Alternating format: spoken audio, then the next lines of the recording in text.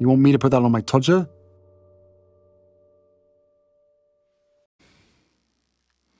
Harry's wife, Air Farce 1, the defence.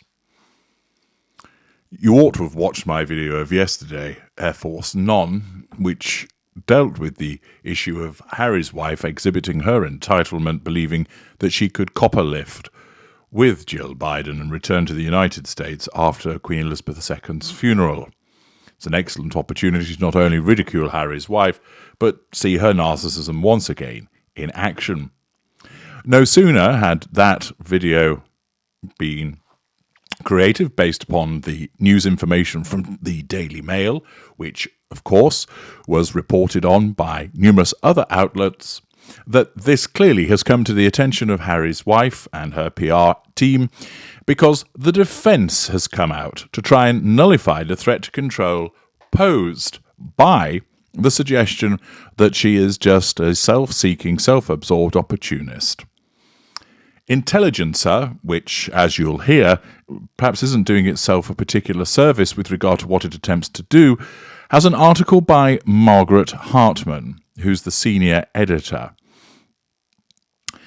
The title of the article is Story of Harry and Harry's Wife's Air Force One Snub Doesn't Fly. Thus, it's a clear attempt to nullify the threat to control posed by the suggestion that Harry's wife sought to catch a lift, and is suggesting actually it doesn't stack up and therefore can't be true. The article tells us one word that constantly, well, it doesn't get constantly hurled at Prince Harry and Harry's wife. Constant means all the time. Thus, breathing is constant. The world spinning is constant. What you mean is repeatedly. It's not a very good start when someone's looking to run a defence that they don't even understand the ordinary meaning of words. But nevertheless, we will report on what is written. One word that constantly gets hurled at Prince Harry and Harry's wife is entitled. On Wednesday, the Daily Mail, one of several British papers Harry is suing, dropped a wild story that's a perfect example of the Sussex's alleged delusion and privilege. It begins, Prince Harry and Harry's wife wanted to ride back to the United States on Air Force One after the Queen's funeral, but the request was denied by the White House in case it caused a commotion. Sources have revealed to dailymail.com. The nerve. I mean, can you imagine?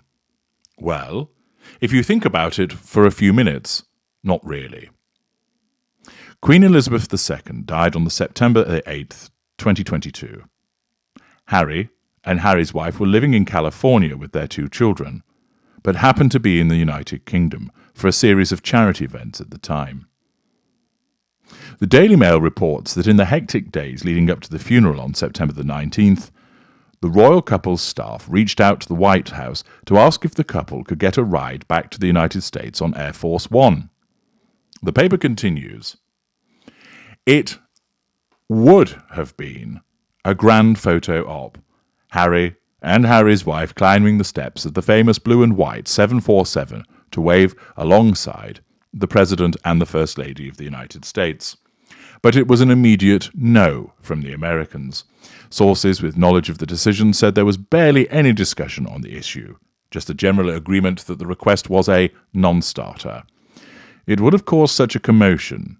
It would have strained relations with the palace and the new king, another source told dailymail.com. The article continues, indeed, when you consider the social angles, it's clear the Sussexes would have to be outrageously self-absorbed, moronic and disrespectful to make such a request. So far, the writer's getting it correct. Relations between Harry and Harry's wife and the rest of the royals were quite bad at the time, and the couple knew it. This was post-Oprah interview, and in his memoir Spare, Harry recalls his father calling to tell him he was welcome to come up to Balmoral, Scotland, to see his grandmother one last time, but he didn't want her. Harry and his brother William were barely speaking. No foreign leader would want to leave the impression that they were taking sides in the new king's heavily publicised feud with his youngest son. Or rather, younger, it ought to read. And making a scene wouldn't benefit Harry either. He has always spoken fondly of his grandmother, even as he bashed other family members, and catching a ride with President Biden would obviously distract attention from her memorial. But let's say Harry and Harry's wife actually are so clueless and entitled. Well, we don't have to let's say that they are. They actually are. But let us say Harry and Harry's wife actually are so clueless and entitled that they don't care about transatlantic relations or their own PR, though the prince was about to start hawking his memoir. The arc still wouldn't make sense logistically. Harry's wife and Harry live in Monty Shitshow. The Bidens live in Washington, D.C. Was the plan to land on the East Coast, then hitch a plane ride back to California with another famous pal, take a taxi from Andrews Air Force Base to Ronald Reagan Washington National Airport, and hop on a commercial flight? Well, pausing there, what this writer fails to understand is they are clueless, they are entitled. Harry's wife is completely self-absorbed. She isn't thinking about, how will we get home? But rather, her narcissism is directing her to think, look how good it would be travelling on the presidential plane. The photo opportunity, the fuel that would be obtained from that, the control that could be asserted, the status that's accorded with it, and the opportunity to buttonhole the presidential pair about your own political aspirations. Her narcissism isn't thinking about the fact that she might have to hitch a lift with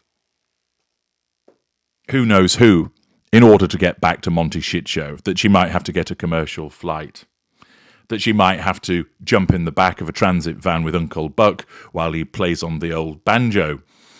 That isn't a euphemism, by the way.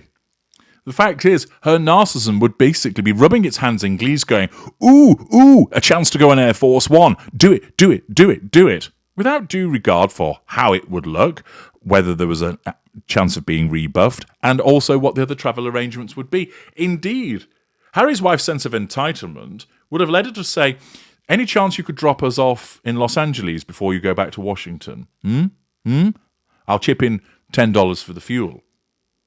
You could well imagine her coming up with something as preposterous as that. Or simply arriving in Washington and then she would take another flight to get back to Los Angeles. The point is, as this writer fails to understand, that as a narcissist, the opportunity that was posed by the potential to travel on Air Force One was huge, and everything else would have to fit in around it. The article continues.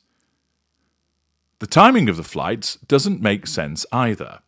President Biden and First Lady Jill Biden attended the Queen's funeral service at Westminster Abbey, which ended at noon on Monday, September the 19th. Air Force One departed London a short time later at 2:30 p.m. local time.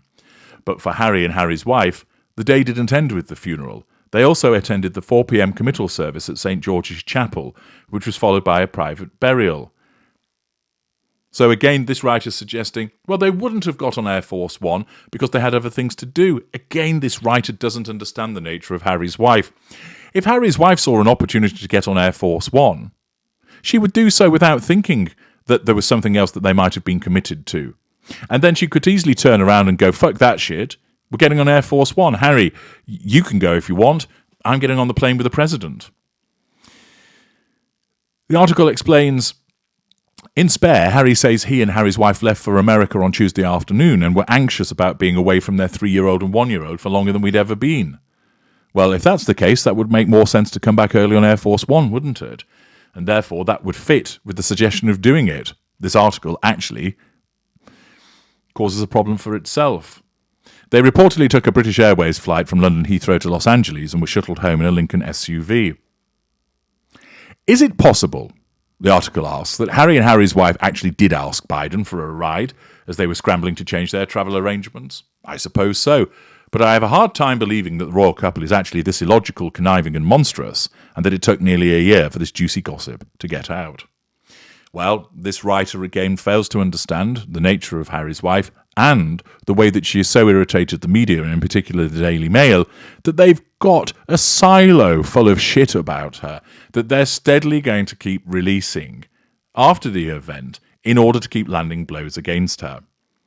This was an attempt to nullify the threat to control by suggesting, look, they're not so vacuous and self-entitled as to think that they could catch a lift, when all it actually does is provide me with an opportunity to demonstrate how this writer doesn't understand narcissism, doesn't understand that Harry's wife is a narcissist, and the actual purported defence simply brings up once again the ridiculousness of Harry's wife and the attempt to create Air Farce 1. I'm HG Tudor. Thank you for listening.